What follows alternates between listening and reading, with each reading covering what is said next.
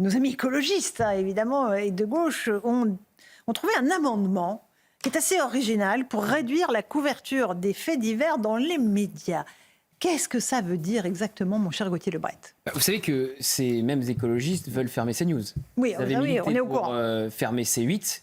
Et donc, ils ont été très déçus que l'Arcom renouvelle la fréquence de CNews. Ils auraient préféré que la censure soit totale et absolue sur notre... Mais alors là, ils reprochent quoi? Ils veulent quoi? Là, par exemple, je vais vous lire un extrait. Donc, ils nous reprochent de parler des faits de société. Des faits de société et des victimes françaises, comme Lola et Thomas. Des victimes de l'insécurité.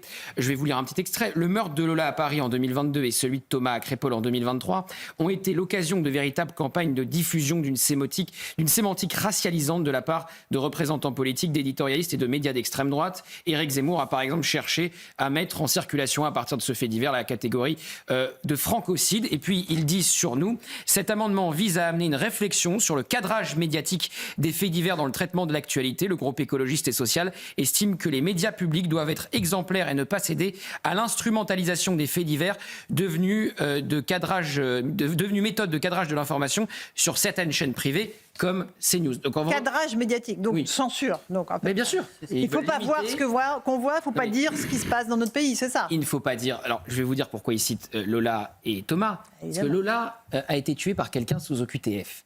Ça les dérange. Il y a les bonnes et les mauvaises victimes, il y a les bons et les mauvais bourreaux. Thomas a été tué, selon plusieurs témoins, au cri de « on est venu tuer du blanc » ou Salguerre. Thomas, petit village, Crépol, garçon sans histoire, faisant du rugby. Et faire du rugby pour ces écolos, c'est déjà, à mon avis, être un peu d'extrême droite. Donc évidemment, il ne raisonne qu'avec cette grille idéologique, bonnes et mauvaises victimes, bons et mauvais bourreaux. Si le bourreau est sous OQTF, c'est pas bon, ça. C'est pas bon. C'est un fait de société d'extrême droite. Si la victime est un jeune garçon blanc, c'est pas une bonne victime non plus. Donc c'est ça qui les dérange. Ce qui les rend fous, c'est de ne plus avoir la maîtrise du récit. Ils ne peuvent pas dire tranquillement que Crépol, c'est une rixe entre deux bandes rivales. Non, parce que c'est pas ce qui s'est passé et on sera là pour leur dire. Ne plus avoir la maîtrise du récit comme ils l'ont eu pendant des décennies, ça les rend méchants et ça les rend censeurs.